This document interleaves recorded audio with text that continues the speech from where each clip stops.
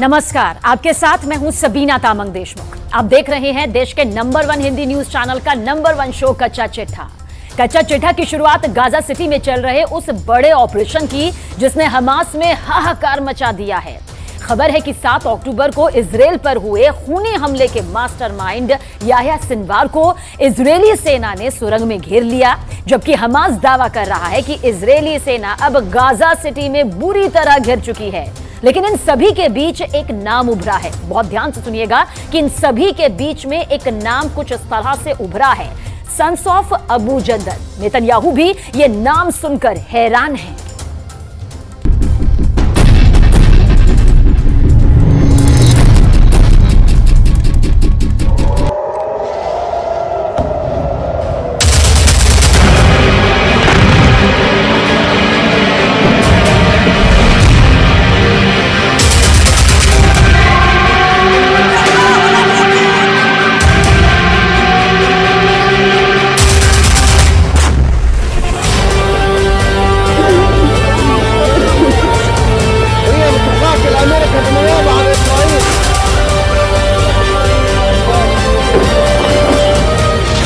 Israel का काल बना सन्स ऑफ अबू जंदल।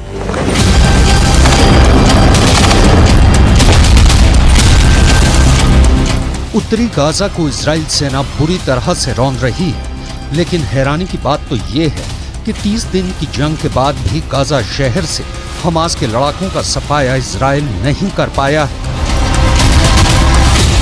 खबर तो यहां तक आ चुकी है कि हमास, हिजबुल्लाह और अब फिलिस्तीन के सबसे खूंखार ग्रुप सन्स ऑफ अबू जंदल ने इजरायली सेना के खिलाफ मोर्चा खोल दिया है।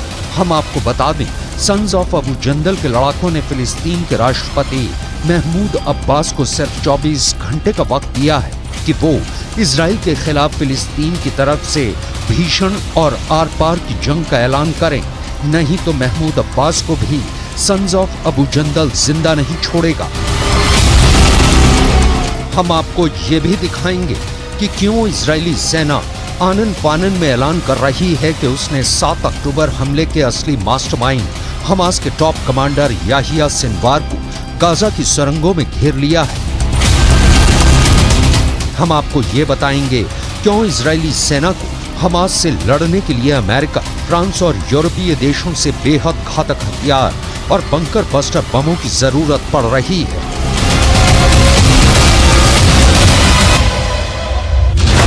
14,000 अड्डे तबाह, हमास को हराना नामुमकिन। 24 घंटे में 450 से ज्यादा हमले उत्तरी गाजा में इजराइल कर चुका है। एक आंकड़े के मुताबिक हर घंटे गाजा में 15 लोग इजरायली हमले में मारे जा रहे हैं। यहां तक कि हर घंटे में 12 से ज्यादा इमारतें इजराइल के हवाई हमलों में तबाह हो रही हैं। पहले आप ये देख लीजिए इजराइल की सेना हमास के सफाए पर क्या क्या ऐलान कर रही है और हमास क्यों कह रहा है कि इजराइल हमास से गाजा में जंग नहीं जीत पाएगा। हमास के साथ जारी जंग के बीच इजरायली सेना को बड़ी कामयाबी हाथ लगी है। सेना ने 7 अक्टूबर को इजराइल पर मिसाइलों की बरसात करने वाले मास्टरमाइंड को मार गिराया है। इस बात की जानकारी खुद इजरायली सेना ने दी है। इजराइल डिफेंस फोर्सेस का दावा है कि उसने हमास के कमांडर मोहसिन अबू जिना को मार गिराया है। आईडीएफ के मुताबिक मोहसिन अबू जिना हमास के इंटेलिजेंस और वेपन डिपार्टमेंट का हेड था। इजरायली सेना ने दावा किया है कि उसने अबू जिना को मार गिराया है। इधर आईडीएफ के 9 सैनिकों ने रात भर में हमास के कई ठिकानों को निशाना बनाया, जबकि 150 से ज्यादा सुरंगों को पिछले 24 घंटे में तबाह करने का दावा इजरायली सेना ने किया है।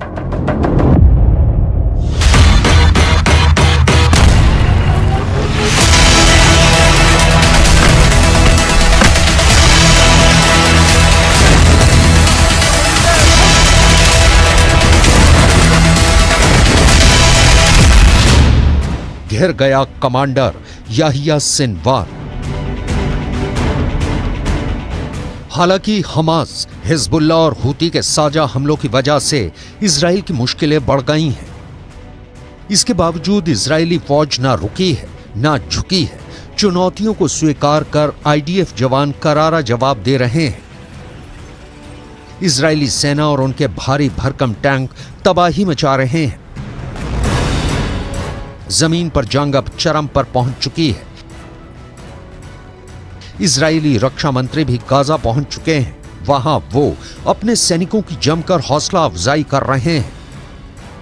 खबर तो यहां तक आ रही है कि गाजा के बिन लादेन के नाम से कुख्यात याहिया सिनवार को इजरायली सेना ने एक सुरंग में चारों तरफ से घेर लिया है। हमास के टॉप लीडर याहिया सिनवार को बंकर में घेरने का दावा किया गया है।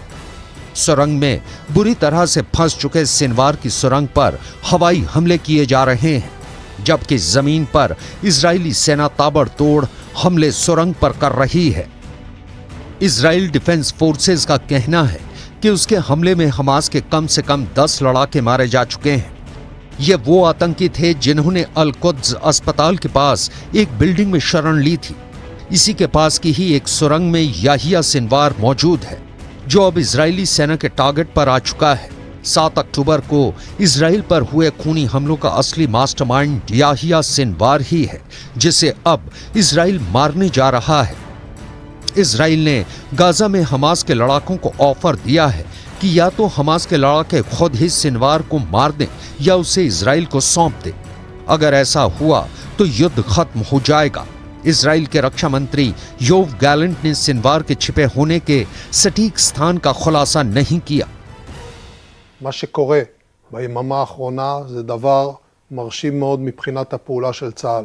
שילוב בין כוחות האוויר לכוחות היבשה מרעיד את רצועת עזה. המאמצים האלה מביאים להישגים בלתי רגילים, לפגיעה במחבלים וגם בדרג של מפקדי השדה. सिनवार को गाजा का बिन लादेन कहा जाता है।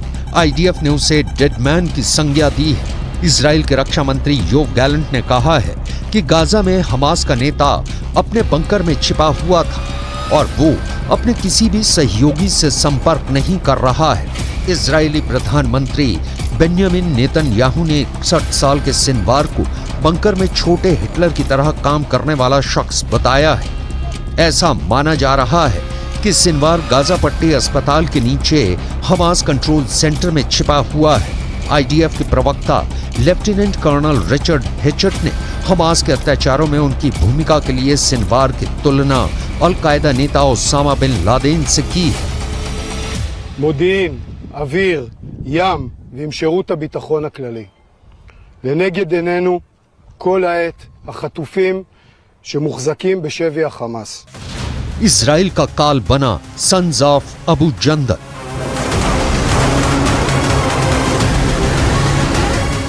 गाजा में जब से जमीनी हमले इजराइल ने शुरू किए हैं, तब से 34 से ज्यादा इजरायली सैनिक मारे जा चुके हैं। इजराइल 2 दर्जन के करीब टैंक भी तबाह करने का दावा हमास कर रहा है। हमास के साथ हिजबुल्लाह और हूथी के लड़ाके ही जंग नहीं कर रहे हैं, बल्कि अब तो सन्स ऑफ अबू जंदल के लड़ाके इजराइल के खिलाफ जंग में कूद पड़े हैं।